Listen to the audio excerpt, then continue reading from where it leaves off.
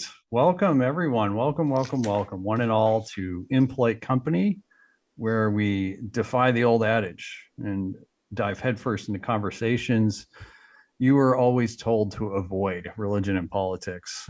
I'm your host, Matthew Best. We're here to guide you through thoughtful and spirited discussions on the issues that matter most. On the show, we believe in more than just polite chit chat. We believe in honest dialogue and the power of hearing different perspectives. Whether you're tuning in from Harrisburg, Pennsylvania, or anywhere around the globe, this is your platform to engage, question, and challenge the status quo. Got something on your mind? Want to join the conversation? Drop us an email at contactimpolitecompany@gmail.com. Your thoughts and questions drive the heart of the show. Plus, if you enjoy what we're doing here and you want to support us, you can go to buymeacoffee.com, even though I don't drink coffee, but /Impolite Company, or show support, show some love for Christ Lutheran Church. It's the congregation that I serve. And you can support us through that. We have 3 free health ministries that serve over 10,000 people each year. And so any support that you can do there would be great. ChristHarrisburg.org/donate. So buckle up, everyone. It's time to break through some of the barriers of niceness and dive deep into the issue that shapes our world.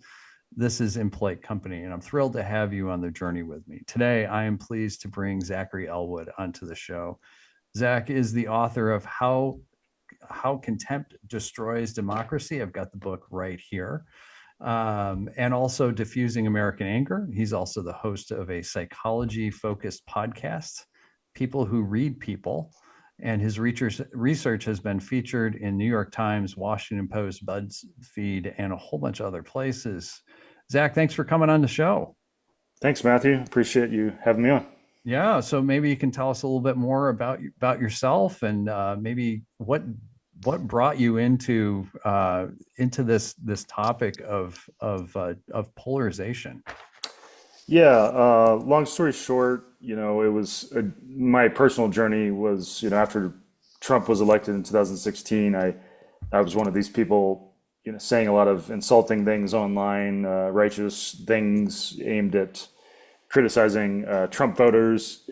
And around that time, I had started a psychology podcast, which was just meant to be focused on behavior and understanding behavior. But then I started to get interested in polarization and conflict dynamics because of Trump getting elected, and me starting to feel like, am I helping drive the conflict? Am I making things worse? And is this kind of what our divides are built on? Is more and more people kind of making things worse in a sense. So I got curious about conflict dynamics and political polarization, and I started interviewing a good number of people who knew about those things and learned a lot. And that led me to want to basically put out a book that was kind of a culmination of things I've learned, because it's not like I think I have unique much in the way of unique ideas, but I think a lot of the work out there on these topics is rather academic and hard to parse. So I was trying to create something that would basically summarize what I had learned about things, and also try to speak in a very easy to understand way, which I think a lot of the books out there don't do a great job of. And that's basically how I got to where I am. And then as these things go, as you probably know, trying to do a book project ends up being much more complex than you think. I thought I would be done with it in a short time, but then I kept being like, I want to add this to it, Right. this, and it kept sprawling. And then I was like, I want to make a book that's specifically aimed at a liberal, anti-Trump audience. So that took me a while, obviously. So just to say, it turned into a much bigger, life-absorbing kind of project than I expected it to be at the time. Yeah, I hear you on that. Books are one of those projects that they kind of consume your whole life, and it just reminds me of there's several authors that I like to read and kind of see the progression of what they're writing, and it's ultimately ends up being, this is what they're struggling with. Mm-hmm, And that's mm-hmm, what I hear you saying is, this is mm-hmm, what you were struggling with. And so it really mm-hmm, kind of comes out of this personal side of saying, gosh, there's got to be a better way of mm-hmm, mm-hmm, of doing politics than what we get sucked into. mm-hmm. Um, and so I think I've read the book and I found it to be wonderful. It's very approachable. I think you really succeeded in what you were talking about with that, of Thank bringing you. it down on that. You mentioned a couple of books that I have read. I have here also. You mentioned Why We're Polarized by Ezra Klein, and also The Righteous Mind by Jonathan Haidt, which I love this book. There is so much uh, just in this that deals with understanding people and their identity and who they are. So I was really glad that you were bringing them into that book. I also wanted to ask you about another book and see if you were familiar with this book, which is Negotiating the Non-Negotiable. It's by Daniel Shapiro. I have not read it. It looks like something I've seen before, but I'm definitely not very familiar with it. Yeah. Yeah, and he talks about how the subtitle is How to Resolve Your Most Emotionally Charged Conflicts. And it's Mm. really about identity, and getting at a core level of identity in there, which is a lot of what you're talking about that. Yeah, let me Uh, write that one down right now. yeah, yeah. There's just so many books out there. Oh, I I'm always know. stumbling across where I'm like, I wish I'd learned about that book, Right. years ago. Right. Yeah. Oh yeah, yeah, yeah. No, that's a very approachable book, and I think, yeah, I think given what you've been writing about, I think you'll find there's a lot of value Mm. in that kind of crossover with Jonathan Haidt's book there. Mm. So a big focus that I took away from reading your book, of course, obviously about depolarization and the need to listen and understand what will, in quotes, the other side is saying, it's concerned about. And you address criticisms to that idea of listening to the other side and trying to understand from their perspective. And in our cultural context, oftentimes it's kind of an all or nothing type of approach. I'm wondering if maybe you can kind of share a little bit of insight into why it's not all or nothing, why it's not, if you're Mm. listening to understand, it's not necessarily about agreeing, and that you can disagree, but here's a healthy way of how to do that. Right. I think there's so many objections in the mix for these things, and that was what I was trying to do in an approachable way in the book too, is address some of these objections and criticisms because our divides lead many people on both sides to basically make an argument like the problem isn't a conflict, isn't polarization, isn't both sides. The problem is just the other side, the badness of Right. the other side. And I think there's various forms that those objections take, but I think and there's various ways to respond to those objections. But you know, and one of the main points I wanted to make in the book or the books is, as you said, is you can see the value and wisdom in these ideas while working towards any political goal you have, right? So I think the key way to into that for most people is to really examine like that our political opponents, the quote other side, is really not as bad as we think they are when we look at like what the large swath of what they believe. And again, we're not talking about the outliers of like, Right. the really extreme and hateful people, but we're talking about the large swath of beliefs that make up, say, someone willing to vote for Trump or somebody willing to vote for Biden or whatever it is. There's a lot of what Daniel Stone in his book calls undue hate, which is just an exaggerated idea of what the motivations are of our political opponents. We often don't see their more rational or compassionate reasons underlying their stances. And then if we're able to see that, then it's seeing how our contempt and our exaggerated, all the negative emotions, fear, contempt, anger, how those things help drive the very cycle of conflict and help create the very things that upset us in many cases, because our emotions shift our beliefs and so on, and make our beliefs less negotiable and more extreme and such. So I think the crux of it is really seeing that embracing these depolarization ideas or conflict resolution ideas, whatever you want to call them, is something you do not for the other side or just for the sake of getting along. It's something you do for your own beliefs, for the sake of like creating getting people, persuading people for one, or negotiating things that will make you and the maximum number of people happy. And I think that's seeing that those ideas, political passion and reducing toxic polarization, seeing that those aren't mutually exclusive and that those can be aligned things, I think is kind of the crux of the book, is what I was trying to get at for politically passionate people, or people passionate in achieving whatever they think is just and fair and such. Yeah. Yeah, and I would add something else to it, and this is from my own personal experience that I was at a Pride Fest. I was invited specifically to go there because oftentimes I've been able to engage with people who are in opposition on different things because of a background in politics and all this type of stuff. And I was specifically there to engage with people who were protesting. And the approach that I took was to really just kind of ask questions with folks. And there was one individual I'm remembering, and this kind of, to me, this relates very much with what you're saying. There was no way that I was going to convince a protester who's, if somebody is willing to make a sign that has some, like things that I'd rather not say on it, and are really kind of condemning somebody else, and they're coming and they're in a small group and they're coming to this larger event, there's no way I'm going to change anybody's mind. But I really kind of approach this in the sense of I am determined to see their humanity, and I just engaged with this one person for probably an hour and a half, and I asked them, so tell me, how did you get here? And he took that in a literal sense, and I said, no, that's not what I'm asking. I'm asking, how did you get to this point where you would make a poster like you're making, that you obviously, you got to see that it's going to be offensive to some people, and to stand here and to do this, how did you get to this?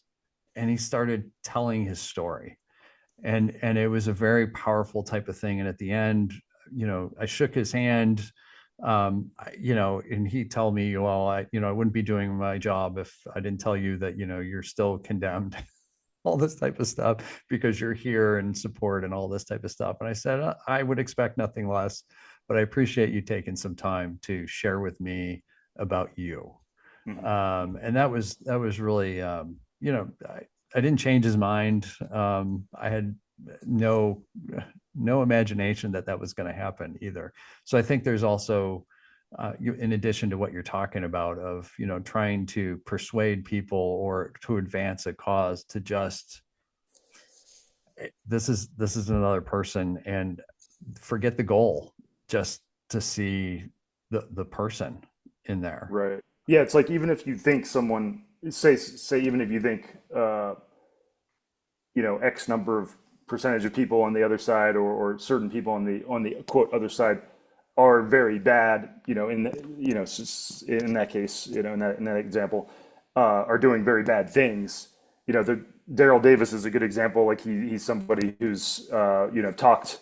He's a black man who most people have probably heard of him, but he's a black man who's talked, single-handedly talked to white supremacists and basically got them to renounce their, beliefs. And he did that by listening and treating them as humans and showing them his humanity and such. And so I think, yeah, there's two angles there, like, because we've talked about how we can have an overstated idea of how many of the more extreme and hateful people represent our political opponents. And then it's like, even for those people that we see as being extreme and harmful, there's also a benefit to, showing our humanity and embracing their humanity, even as we work against them and say, we think, I think you are wrong. Right. Yeah. So in the book, you have this us versus them feedback loop in there. I'm wondering if you can tell the audience a little bit more about, they've heard the concept of us versus them, but this idea of this feedback loop, how it just kind of builds into itself, and what does that do with polarization? Mm-hmm. Yeah, and that was and obviously that's not an original idea. Many people have talked about the loop of conflict. I mean, one person who works in conflict theory calls it mutual radicalization, which is, when there's a serious conflict, both sides start to become more aggressive and unreasonable in their approaches to the other side, right? That can really grow, especially in more extreme conflicts. But there's just this loop, and in the book, I tried to bring together a few different supporting ideas for that. There's various ways in which, when you're in a conflict, you start interpreting everything the other side or another person does in the worst possible way, which makes you respond in more aggressive ways, even as you may think your actions are defensive. They can seem aggressive to the other person, and that person is going to filter everything you do and say through negative or pessimistic filters, which makes them behave in more aggressive ways, right? And then there's also just the specifically about the what they call the outgroup homogeneity effect, which is in psychology when you're if there's two groups in conflict or competition, you tend to see the outgroup as being all the same, which leads you to speak in pretty in context. That often means seeing the other group as the worst possible people on the other side. You see them all as being kind of uniformly like the most extreme and hateful people on the other side, and you see that as driving, motivating, everybody on the other side or most people on the other side, and then that leads people to speak in kind of like all Republicans want X or all Democrats are like X kind of ways, which all these group insults of various sorts and group threats, those are related, the group insults and group threats just kind of amplify the conflict and lead people to act in even more conflict oriented ways. So there's just all these kind of loops that help explain why humans so often get into these extreme conflict scenarios and why they can happen really quickly, because there's kind of a self-reinforcing dynamic to it, Right. right? Where it's like it can kind of help explain history when you're reading various moments and Right. you're like, why did everything suddenly like blow up out of the blue, right? I think that kind of this human nature aspect of how our social instincts make us behave when in conflict help explain some of those things. Yeah. Yeah. And taking on that a little bit a little bit further, this whole idea that, this other groups are not as cohesive as we think they are, and our side, whatever side that is not as fractured as we often think. You talk about that in the book as well. I got to say, I've seen a ton of that recently. Right. I mean, this is July 21st. We're in the midst of finding out if President Biden is going to continue on the ticket or not. And so it just seems like really fractured. And then so there's a lot of Democrats who think, oh no, the Republicans are so united. They just had this RNC convention and everybody's all in love and all this type of stuff. And yet that's not exactly true. And I've heard plenty of times from Republicans about how, if we could just be like the Democrats and how united they are and face, and I'm like, do you hear each other? Because Yeah. like you're saying the exact same thing. You think you're on the defensive. Everybody thinks they're on the defensive, Hmm. and that Hmm. there's this kind of coordinated attack. I've heard the phrase of, oh, somebody's got a playbook or something. And I just think, no, like there was a phrase that I learned a long time ago, back when I did campaigning, which is that 95% of the people in politics don't know what they're doing. And that number is probably low. Yeah, Um, that's a good one. Yeah. And just a bunch of people doing a bunch of yeah. stuff sometimes. Right. So like I've seen this. And this kind of reminds me of a couple of weeks ago at this point. I think I wrote a blog post that was saying that MAGA and conservative are not the same thing, and it is really kind of to dive into, not in a beat people up type of way, but essentially to say, like, look, like the foundation of those two things are different from each Hmm. other. Hmm. That liberals are more closer to conservatives than people even realize, because they're both kind of trying to, there's a concern about institution and all these type of things that are kind of at the very foundational type of level very similar. The approach is different, of course. There's differences in approach and all that, but the core foundations are very similar. whereas the whole MAGA idea is has a different idea about institutions and their purposes and all that type of stuff. I'm just wondering, I'm sure you've seen examples of that as well. Is there, is can you say anything more about like Well, how why and what do we do about that? yeah, I mean the when you're talking about yeah, seeing the quote other side as like all aligned and like Yeah, all of these things that people do are related from the, even as the other group clearly has various different factions.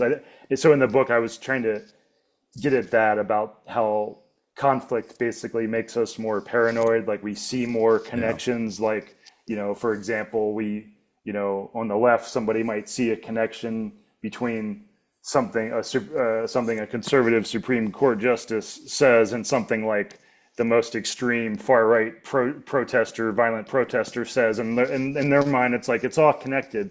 But and then the same on conservatives can see all these things aligned on the left, right?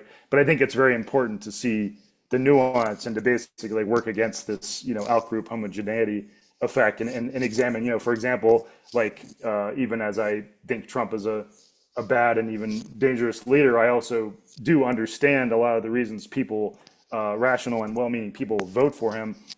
And I also see many different shades of why people vote for him too, right? But I think there's often this instinct to speak as if there's all the same things drive people that are willing or that vote for Trump, right? Whereas like some people aren't that tuned into politics, and they're just like, well, he's the Republican candidate, and like right, some sure, people, may even just have like one issue they're passionate about and upset about with Democrats, and they're like, well, right. I'm voting because of this one issue. And this is just to say there can be all this nuance in groups, and I think it's very important to see that both for your own political allies and for the other side, because it helps us speak in more accurate and just persuasive ways. Like, say if you're trying to accomplish something politically, I just think I can't get over the fact of how little this is done, though, because there is such an incentive, it seems, to speak and kind of Right. like they're all the same ways. And I just think in a world where elections are often won by, a few 1 to 2 or 3%, it's like I would just think it would be in people's best interest to speak with more nuance and attract a few more people to your cause. But the way conflict makes people act is just, I see so much like trying to speak as if your enemies are all the same. And Right. there's this binary, like you said, stances on issues. And, but yeah, I don't know if I answered your question there, Oh but yeah, that's just the no, thing I I think think about. you addressed that, and that kind of, this is also where, I think about like politics uh is not a rational game, right? I mean, because you're dealing with identity, you're dealing with feelings, you're dealing with values. Those type of things are not rational. There's certainly rationality in politics, but it's not, to me, I would make the Yeah, argument that it's not as much, our politics is not as much about rationality as it is these, I don't know if you want to say emotions. Yeah, irrational, but yeah, they are what they are. yeah. And so like, there's also this kind of understanding of why would somebody vote for this? Well, stop looking for always a rational reason, that it may not be rational, and that's okay. Like I think we make a mistake when we think everything has to be rational. Right. Yeah. And That's that's a big part of my book. It's, right. a big part of my book is like we do often want to see our views or the other side's views as having some ideology or rationality, but it's like Right.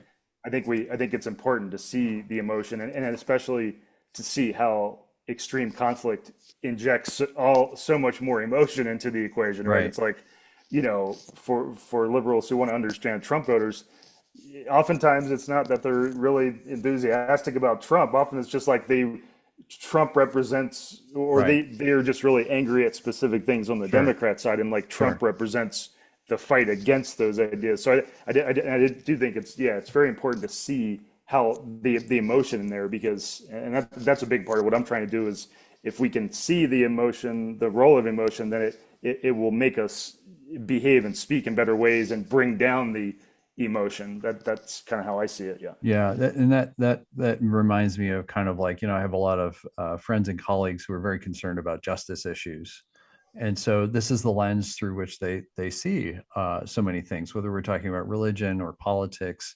But they'll see it, and it's easier for them to see it because this is kind of a lot of their focus, and it becomes difficult to then see, like, why can't somebody else see that, whatever the justice issue is. And some people will go to the step of, well, they're just racist or this Mhm. or that or the other thing. And what I hear you talking about is this idea of nuance and how important that is, and to get past our initial, like, ah, to, okay, well, this is where this person is, and we don't know exactly how they got to there. We don't know their story. Like I had mentioned before we started, the book I'm reading right now is How to Know a Person by David Brooks. And he talks about the idea of, we can never really know fully because everybody's going through their own thing, and even the things that we see, we're seeing from our angle, and it's a story. It's this continual story that builds upon itself, and we can't fully understand how somebody got there, but we can attempt to try to understand some pieces in that. Yeah, I think it goes even beyond that, where it's like, I think it's hard to understand even ourselves. It's like, Mm. I mean, Yeah, no kidding, right? for example, it's like how much how much does the quest for meaning and a quest for meaning in this, especially this modern, more isolated world, you play into our desire to be a part of these kind of bigger fights and debates, right? Like, Yeah. and just to say, I think there's sometimes it can be hard to even understand why we're so passionate about things, and to examine like what are we really trying to do, and what yeah, just to say it's I think David Brooks's point and is important for embracing humility about humanity in general, whether it's just the whole how humans behave and how they interact with each other. I just think the humility about what exactly is going on here is, it can be an important thing for helping engage in more humanistic ways. Yeah. Yeah, and when I read your book, I was also reminded. I read a lot, so I I saw was that. I know you have a lot of review. I I saw know, you have a lot right? of reviews. Yeah. I was reminded of something else, which was The Lost Art of Scripture by Karen Armstrong. And so this is a pretty heady book. It's very theologically based. And she, in the story, in the book, she traces the history of scriptures, not just Christian, but across cultures and history, going back thousands of years, and what the purpose of scriptures were, and all this type of stuff. And in there, she talks about the challenge of Western Christianity since the time of the Reformation, so since the 1500s. And she uses the idea of left brain and right brain, and how we have become very left brain in our approach. She'll say in terms of religion, but I would say in a broader context, as far as culture and society and politics, I think it also has become very left brain. And what she means by that is, left brain is about concreteness. It's about us and them. It's about being right. It's about science. She throws science in there as well. It's about right and wrong, all those type of things. And she's saying we have shifted from a balance, or some kind of a balance of left brain, right brain, to very much left brain with an absence of right brain. And Mm, so on the right brain side of things is empathy, it's relationships, it's abstractness. It's not a concern with who's right and wrong, but about the interaction that's going on in that kind of, to get that sense. And I'm just wondering, do you kind of see, I mean, to me, when I read your book, this is the frame that I'm thinking of, is like, oh my mhm. gosh, this is exactly the same type of stuff that Karen Armstrong is talking about. And I'm just wondering, because again, I'm talking about religion and politics, so I like to Mhm. jump into that. Are you do you see that kind of how polarization has kind of shifted us in that way, or do you see some other things kind of contributing into that? Yeah, I mean, I think it's complicated, and obviously, I'm just speaking with my opinions. I think this is such a complex area that you can find all sorts of interesting things to say about it. But I think, to your point, two great books that sounded to me about excessive certainty, which I think is a huge problem. I think it's actually years ago I wanted to work on a book about how our desire, our kind of unhealthy desire for certainty, can be seen as like our one of our key problems, because it's always driving us to get in conflict with each other. But two books that stand out that people might be interested in is The Divide by Taylor Dotson, which is all about how what he calls fanatical certitude or fanatical certainty, how it drives, amplifies our divides. And then there's Alana Redstone's book, The Certainty Trap, which just came out recently. But I think that, all these things are getting at the way that certainty, excessive certainty, and a Yeah, failure to, because with excessive certainty, I mean, you can be certain and still be pretty humble, but I think it can be the certainty combined with the inability to even understand what other people are thinking. So there's a bit of, yeah, like you say, lack of humility, lack of empathy, lack of these softer, more human things. I think all these things combined to make a really kind of toxic mix and amplify divides. And I think my and there are studies that show that conflict or negative emotions can make us more likely to reach for certainty. So I think there's a mhm. self-reinforcing thing there too, where say you're stressed about the stakes of U.S.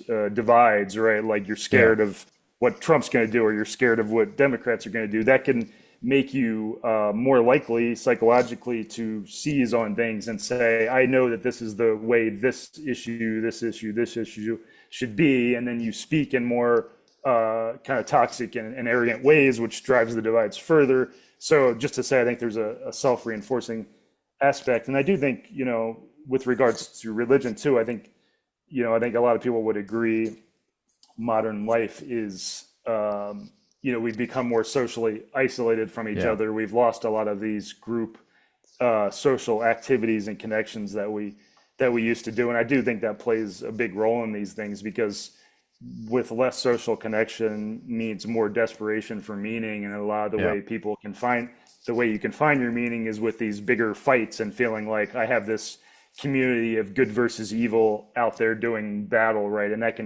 can be a replacement for more healthier forms of social connection. And that's not to say there aren't things, I'm not denigrating people who fight for causes. It's just to right. say we can be a little bit more healthily drawn to those things, which can then amplify the divides more.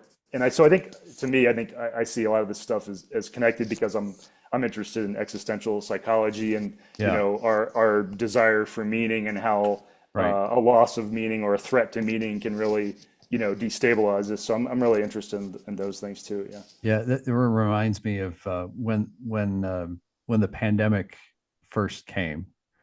I remember thinking to myself, after we got past like a 2 week period in which it was clear that things were not opening up again. Mm. I remember thinking this is a time that we're either gonna like take this as an opportunity for really kind of like, okay, what's important, how are we going to change, what are we going to let die, all that type of stuff, or it's going to get worse. And I made the bad assumption of thinking, oh, this is the opportunity because that's the way I was approaching it. Optimist. That's good. Right? All right. Yeah. Well, hopeful, there's a difference between hopeful and Yeah. optimist, right? Yeah. And I made a bad assumption that, oh yeah, a whole lot of other people are going to do the same thing. No, that's just not the case, right? And so what the pandemic did, amplified, along with, there's economic uncertainty, there's political uncertainty, like all of these uncertainties kind of happen all at the same time here. Mhm. um, and I'm sure you've heard this theory of like approximately every 500 years there's kind of like this societal upheaval Have you ever heard that Yeah, I've theory? heard such a thing. Yeah. Yeah. So the last one was the Reformation, which is, approximately 500 years ago. You had a plague going on. You had political change. You had religious change. You had economic change. All these type of things in Western Europe, and it created. And it was hard, and it was divisive. It was destructive, and at the same time, something better came out of it. Mm. And Hmm. and I think there's a lot of folks who forget about, like, this is in a basic Christian teaching. We teach life, death, and resurrection, and we say that. And I think most people just kind of skim over the death part, Mm. Hmm. because Very death is uncomfortable. The death bad is really stuff. uncomfortable, Yeah, yeah. and yet you can't get to resurrection unless you go through death. And Hmm. there's wailing, and there's moaning, and there's pain, and there's all this like type of stuff that we'd rather not do. But I, I don't know. Hmm. It's just kind of, I'm just putting that in as like, based on what you were talking about, really kind of fits in with the sense of this idea of certainty. Hmm. Peter Enns, who's a theologian, wrote a book called The Sin of Certainty. Oh, And so, because he sounds good. talks about the idea of certainty is the opposite of faith is not doubt. Doubt and faith go together. Mm. The opposite of faith is certainty, because the idea of faith is we don't know, but we trust. Mm. Hmm. But certainty is the opposite of that. It's knowing for sure. So I don't need to trust. I have it verified in that sense. And I'll have to check that out. I'm interested in that, and I do read. I do occasionally read some religious related books too. So I'll have to check that out. Oh yeah, and to your point about COVID, I do think I think a lot of this gets back to not giving people breaks and seeing the best in each other, because I mean, this is what conflict does to us. Things amplify, bad things happen, people do bad things on one or the other side, no matter who you think is worse, and then we use those new bad things to form the basis of our right, new renewed hate of the other side, right? And but I do think it's important to give give each other some breaks. For example, like people, to get into something edgy, people on the left and the right have gotten mad at me for saying this, but I do think in when COVID hit, the existential and financial destabilization of people from that. I mean, it was a stressful time. I do think that played a role in some of the bad activities related to like the George Floyd protests. I do think sure, that played a role in January 6th. Like more yeah, people, even just the fact of having more free time and being online more results in more people being like, well, what am I going to do with my days? Oh, there's something going on over here. I'll go do that. hmm, And I think it's important to acknowledge that COVID did have an impact on us in kind of amplifying our conflict. And so, yeah, getting back to the idea of trying to see the best in each other and not reach for the worst possible interpretations of what various bad actions tell us about, the quote other side. Yeah. right. Oh, but Zach, it's so much fun to just rip people apart and I see know. Yeah. ourselves as so much better, right? Yeah. I've done that a fair share myself. Don't go back Yeah. and look at my old tweets. Oh, Basically, yeah, it's right. like, yeah, it's like it's really, it feels really good to get off good zingers. Sure. And you get a Yeah. lot of attention for it too. Oh, right. It's like you get a lot of positive feedback for Yeah, stuff like that. Yeah. of course. Right, right. It's us and them is a real powerful thing. I don't know if you've seen Jordan Klepper did a TED talk recently, and I found it really interesting.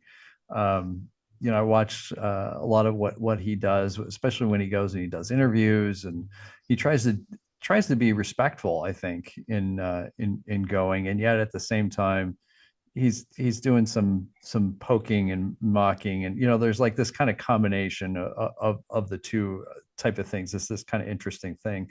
But he gave a TED talk about how to save democracy, and the thing that I found really fascinating was he said that we have to be vulnerable and we have to concede something. And I'm just wondering what you like, and what do you mean by that is we have to be willing to admit that we either don't know or that we're wrong about something when we start talking with people who we disagree with, because it lowers the defenses down, and it gets to a level in which there can actually be conversation. I'm just wondering, I'm sure that's something that you can embrace. But what are your thoughts about what he's talking about there? Yeah, and I actually work with this organization, Starts With Us, the hat I'm wearing. They Okay. they work on reducing toxic polarization. So I did see that Klepper. I think they Okay. shared that Klepper clip Yeah. on their social media because it was a good clip. But yeah, I mean, I think we have to recognize too. I mean, even beyond what you said, that living in a democracy does mean that we will lose things that we care about. Not lose completely. I mean, as in Yeah. we'll lose a battle about things that we care about. We will. Democracy means that the majority, the people that win elections do get to enact things that we think are doing harm. However, we see Right. that happening, right? And I think, so I think it's part of this is arriving at a more mature way to see democracy, which democracy is no perfect system to Right. achieve what we think is right and just, right? It's a system to avoid civil war and violence, right? Right. That's pretty Right. much what it is. And I think if we see that, then we especially see the value of trying to be persuasive and form coalitions of unlike people, right?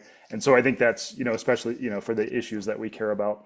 But yeah, I think, Klepper makes a good point because he's speaking about the need to treat others with respect and concede that sometimes they may be seeing things that we don't see.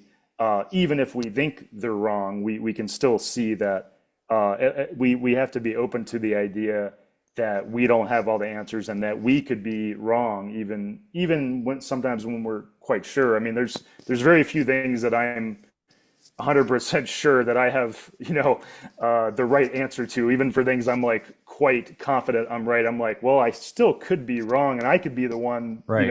promoting Correct. something Yeah. harmful. I'm not entirely sure on most things. Yeah. I mean, some things I'm pretty sure on, but just to say, I think some humility and self-questioning and doubt is key to just how we engage with other people and making that more healthy and even more persuasive for our own sake, right? Yeah. Yeah. That makes a lot of sense. In your book, you talk about how anger helps create the things that anger us. Again, Mm-hmm. this is not a new concept, Mm-hmm. but I remember somewhere else reading about the idea of if you adopt the ways of evil, you become evil yourself. Mm-hmm. And I'm just wondering how, you know, thoughts about that, but also, how does this play in? And is there a positive side to that as well? Mm. Yeah, I think that was kind of the crux of my books too. I really wanted to emphasize that for again for the politically passionate people, for helping people see how the way they engage with people can feed back into that toxic conflict and literally help create the very pushback and Mm. hardened stances that they're combating. And I think The Anatomy of Peace is a great book on that. I'm Yeah. not sure if you read that one, but I think Yeah. that was really engaging. I was really inspired by that book when I read it years ago because it was putting these kind of conflict dynamics in an engaging fictional framework about Right. people. The framework was people trying to get help about their family dynamics and like their kid fighting with them and Right. things. And but it tied in these ideas that tie into like Israel Palestine conflict and these kind of things, Right. bigger conflicts. And I think it focused a lot on how when we, as they put it, when our hearts are at war with other people, uh, we can bring out the behaviors that we by how we engage with them, we can bring out the behaviors that we really dislike on their side. In the Yeah. same way that them treating us with contempt can make us behave in exactly the ways that they dislike. And I thought those ideas are really powerful. And I tried to bring in some studies, about how when you insult people, that makes them double down on their beliefs, these Right. kinds of things. I think we Right. can all feel that, like when we're online and we get something wrong and somebody insults us. I think we've all had Yeah. that reaction of being like, "Well, I'm going to show you how I was Right. right," instead of being like, "Well, maybe I was wrong," right? But Or that's just what moving insulting. past it and being like, Yeah, okay, whatever. I don't know who you are, so Right. You could just ignore it, which is what I do now these days. But Yeah. yeah, it's like there's all sorts of ways that the emotions can push and pull our responses and even what we believe, right? That's the thing that's Right. really interesting to me. It's like it can shift what all these things cumulatively can shift what we believe, where we're like, I hate those people, so I don't want to be anything like them. So I'm going to be the opposite of them Right. and like really double down on these things because I Right. just really don't like these people, right? Yeah. So I think those things are really interesting and I think worth examining. Like you had mentioned, you had something positive about it. Did you have Well, something in mind? I'm just thinking in terms of you know, almost substituting the word anger in for something of a more positive nature. So the Uh, idea of you know, if so like today, so worship today, we had the scripture reading was First John 5, which talks about really how to, it's about loving others is the idea. So, you know, would from a faith perspective, the idea would be, even though someone may even want you dead, how are, how we're supposed to treat somebody is with love. mhm. And it may result in them responding in kind, or it may not. So I'm just wondering if there's like a positive, do you think that there's a positive equivalent to, you know, our anger helps create the things that anger us? Mm. What would the positive side of that look like? That's a good question. Yeah, that's actually I never really thought about it in that terms, but yeah, putting it in a more like positive oriented framing is a good Or idea. healthier, I should say, Healthier, yeah, you know, yeah. uh, I do think I do think the reverse applies. It's like if we want to see a more just and loving world, however we envision that, which I think most people do, mhm. we to quote from the organization I work for, it starts with us. Like Yeah, we're the people that we can control immediately, and our interactions affect other people. yeah, And I do think that creating that dynamic is actually easier than a lot of people think. I think we have a lot of pessimism, and I think that yeah, the pessimism accounts for people not caring about any of this stuff because they're like, well, what's it matter what I do? Like it's right, right, the responsibility lies on these people that are in charge, and right, it's like, well, no, this is a complex dynamic where our interactions ripple out and can easily affect other people. I mean, look how quickly America, it became unpopular to smoke cigarettes in right, America, and that right. was due to various impacts and people behaving in certain ways, and it just spreading out. Obviously, ads and stuff played a role, but I think we just underestimate how much influence we have on the people around us, and it leads us Yeah, to be a little bit too pessimistic. And I think we have a lot of power individuals. I mean, I've seen how people even one or a few people have impacted my behaviors, and I've seen right. how my behaviors have impacted like people I know, on Facebook and random Sure, people. And so I just think and that's kind of what motivated me with the book project. Is like, I don't necessarily think I'm going to have a bestseller. In fact, I've sure. self-published, so odds are very much against it. But I think even just affecting a few people, and if more people did projects like that in their own pockets, then like we have more people spreading the word, and there's conservatives and there's liberals working on these things, and there's different, religious and non-religious community people working on these things. I just think we need more people talking about it and and having the conversations. Yeah. Yeah, I think part of the challenge for folks is they're waiting for someone else to start. Mm, And yeah. you know, to speak to your point about, you know, we're empowered to do this, and we can't wait for someone else.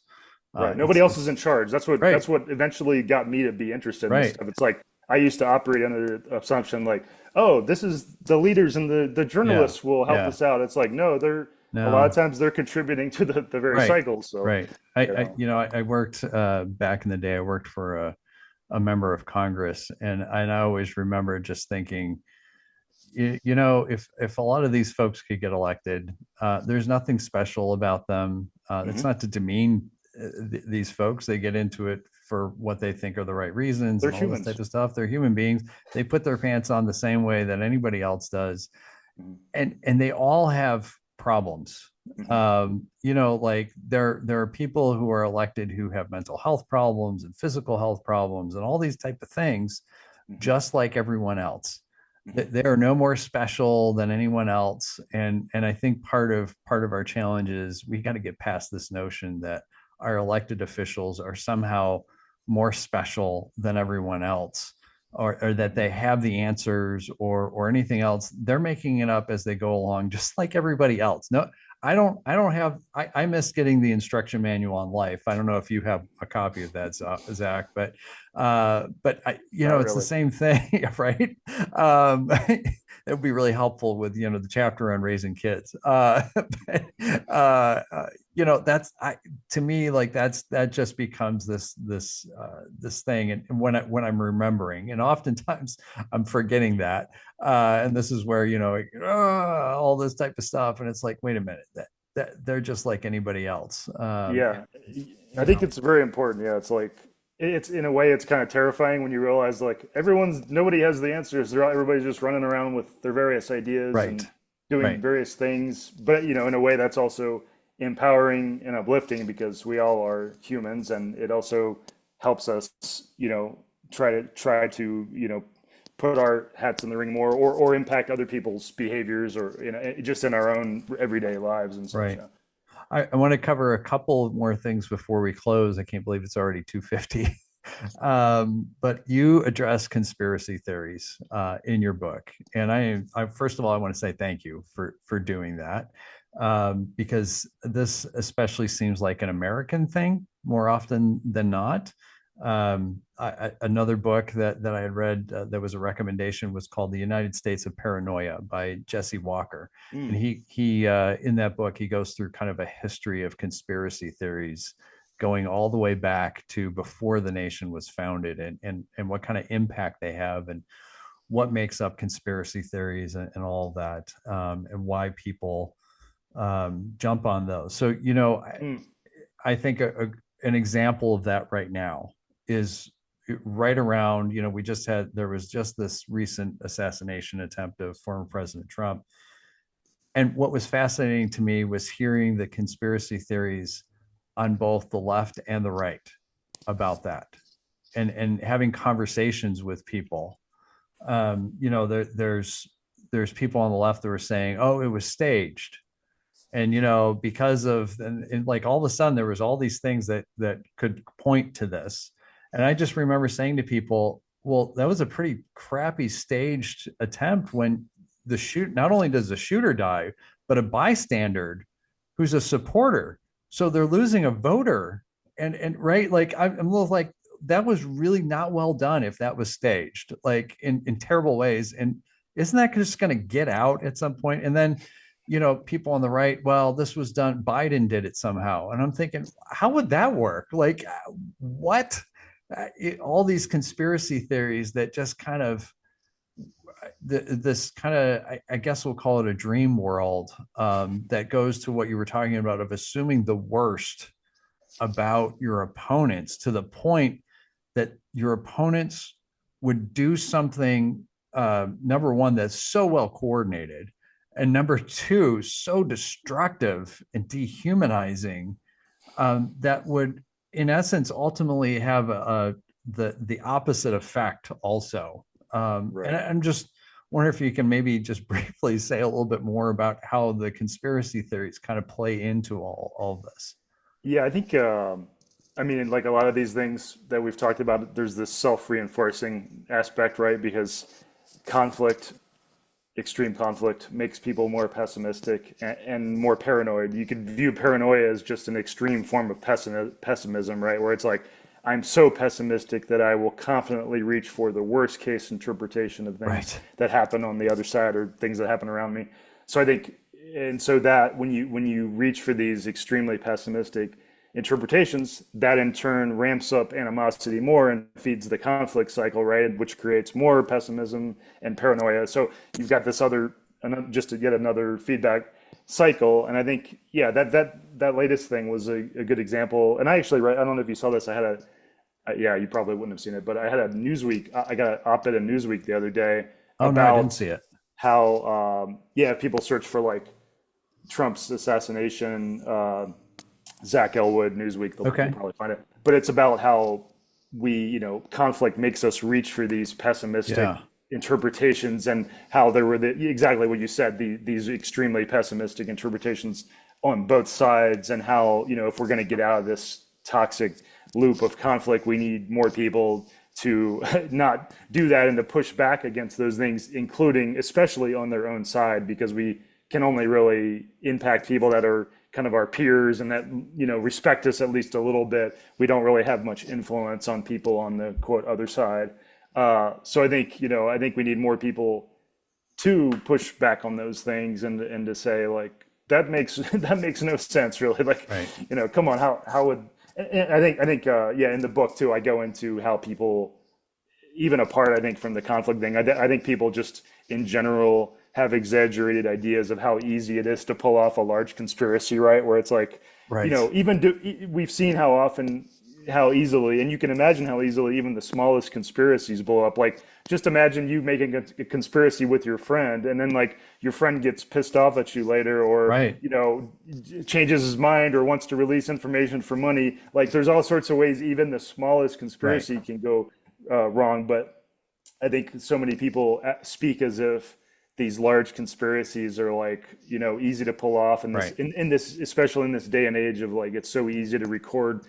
conversations, it's so Right. easy to out people, it's so easy to expose people, videotape people. So I just think there's just a lot of paranoia in general about, like, thinking that large-ish, medium-sized conspiracies are easy to do, or Right. that, and then you also have to factor in, like, somebody that's going to do that, they're also risking destroying their whole side's credibility by doing that, right? It's like, if you got exposed doing some kind of dastardly conspiracy, that could single-handedly, like, Oh destroy yeah. your whole cause for years, right? Everything. So Right. Absolutely. it's like there's a reason people don't do these things, even apart from the risk of Right. getting caught, right? Right. Right. So yeah, Absolutely. I think it's important to see how conflict drives us to be more Yeah. pessimistic. Yeah, well, Zach, I know we're coming to the end of our time. It's gone by just lickety squick. I can't even speak now. Really That's how quick, good it was. right? I want to thank you for coming on the show. And Zach, if people want to find the book, or if they want to learn more about you, what would be the best way for somebody to do that? Just check out American-Anger.com is where I put the polarization related resources, and you just search for my name, Zach Elwood. Yeah. Thanks a Okay. lot for having me on, Matthew. Yeah, Appreciate it. absolutely. It was wonderful to have you here to talk about this.